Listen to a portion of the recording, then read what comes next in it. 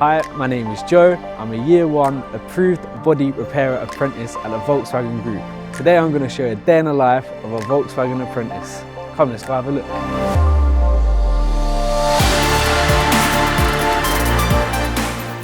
Welcome to the Inspiro Learning Centre here at Doncaster, where we receive our training.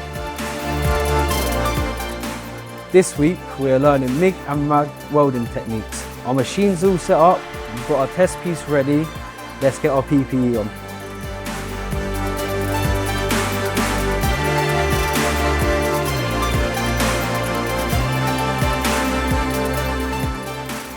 Now our PPE is on, we're good to go.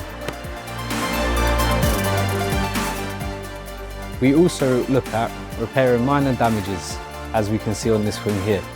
Once it's repaired, we move on to our filler repairs. And our final stage is our finishing glaze, as we can see here. We also look at strip and fit and panel realignment. Another element we look at on the apprenticeship program is rectifying body misalignment.